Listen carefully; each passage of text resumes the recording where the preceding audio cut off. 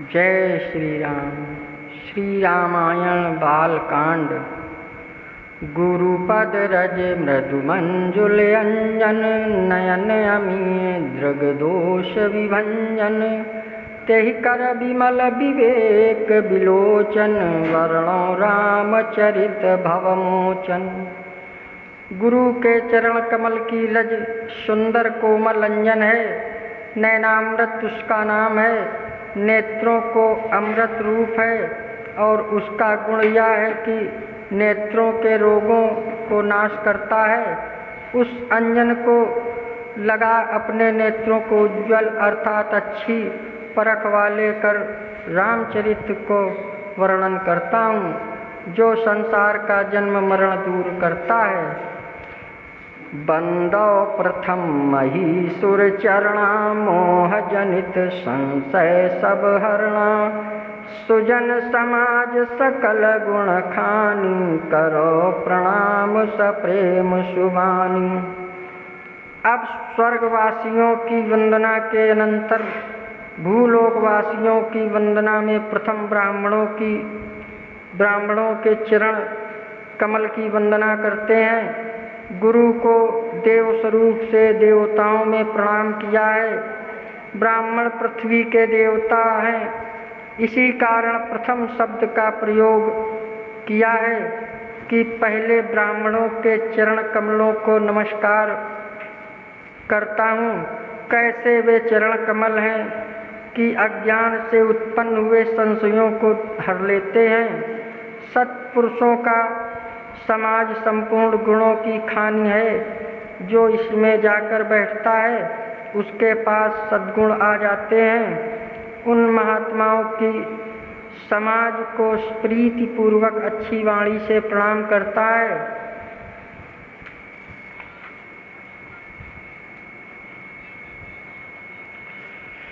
साधु चरित शुभ सरिस कपासु, निरस विशद गुण में फल जासु।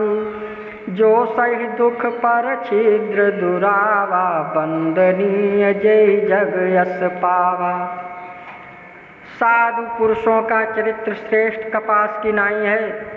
वो चरित्र है तो रस सहित, परंतु उसका फल बड़ा गुणयुक्त है। जिस प्रकार कपास में से रस तो कुछ नहीं, परंतु उसका फल गुण डोरा युक्त है, जिसमें वस्त्र रहता है।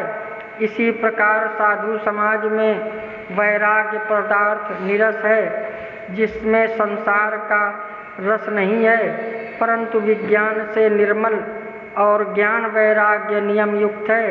वही विषय अगली चौपाई में कहते हैं। जो कपास आप दुख सहकर पराय छिद्र को छिपाता है, इसी से नमस्कार के योग्य है, जिसने संसार में यश पाया है।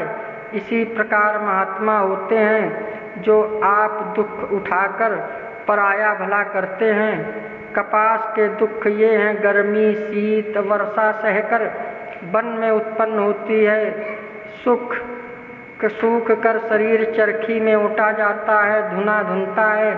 चरखे में सूत कतता, कपड़ा बन धोबी के यहाँ कुटता, दर्जी टुकड़े टुकड़े करता, सुइयों से शरीर छिदता। ऐसे दुख उठाकर भी वस्त्र रूप हो मनुष्य के शरीर की रक्षा करती है। यही गुण साधुओं में होते हैं।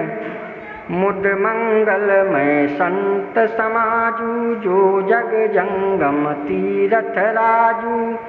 राम भक्ति जह सुर सरिधारा, सरस्वती ब्रह्म विचार प्रचारा। संतों का समाज आनंद मंगल रूप है, जो संसार में चलता फिरता प्रयाग है। प्रयागराज में गंगा यमुना सरस्वती वेणी अक्षय वृक्ष है। सोई इन महात्माओं के समाज में भी वर्णन करते हैं। इन संतों के समाज में 3 धारा है। उनमें जो रामचंद्र की भक्ति वाले हैं सोई गंगा की धारा है, और ब्रह्म ईश्वर के विचार का प्रचार सरस्वती है। विधि निषेध में कलिमल हरणी, कर्म कथा रवि नंदिन वर्णी। हरिहर कथा विराजत बेनी, सुनत सकल मुद मंगल देनी। विधि वाक्य जैसे अरहरा संध्या उपासित, प्रतिदिन संध्या क्रिया करो। निषेध जैसे सुराना पिवेत, मदिरा मत पियो। इस प्रकार के कर्मों की जो कथा है सोई पाप हरणी यमुना जी वर्णन करी है। विष्णु और शिव की कृपा कथा मिलके विशेष शोभित देनी है और सुनते ही आनंद मंगल की देने हारी है। वट विश्राम अचल निज धर्मा, तीरथ राज सका समाज सुकर्मा। सबहि सुलभ सब दिन सब देशा, सेवत सादर समन कलेशा। अपना जो विश्वास सोई अक्षय वृक्ष है। अपना धर्म इस प्रयाग क्षेत्र की अचलता है और अनेक जो श्रेष्ठ कर्म वाले हैं सो तीर्थराज के समाजी हैं। वह प्रयागराज तो अपने ही देश में स्थित है और विशेषकर मकर संक्रांति पर ही सुलभ होता है, परंतु यह साधु समाज का जो प्रयाग है यह सब पुरुषों को सब दिन और सब देशों में प्राप्त हो सकता है, क्योंकि साधु महात्मा सब देशों में रहते हैं और जो इस साधु समाज प्रयाग को आदर से सेवते हैं उनके जन्म मरणादि सब क्लेश छूट जाते हैं। अकथ अलौकिक तीरथ राऊ, देय सद्य फल प्रकट प्रभाऊ। वह साधु समाज तीर्थराज अकथ कहने में नहीं आता और अलौकिक ऐसा लोक में दूसरा नहीं है, क्योंकि तत्काल ही फल देता है। यह प्रभाव जगत में प्रकट है। प्रयागराज जन्मांतर में फल देता है। सुनि समुझई जन मुदित मन, मज्जहि अति अनुराग।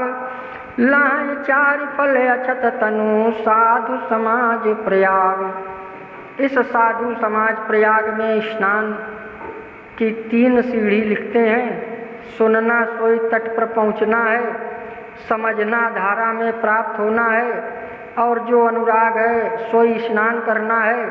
इस प्रकार साधुओं के सत्संग रूपी प्रयाग में गोता लगाने से इसी शरीर में धर्म अर्थ काम और मोक्ष चारों पदार्थ मिलते हैं। श्री राम जय राम जय जय राम, श्री राम जय राम जय जय राम, जय श्री राम।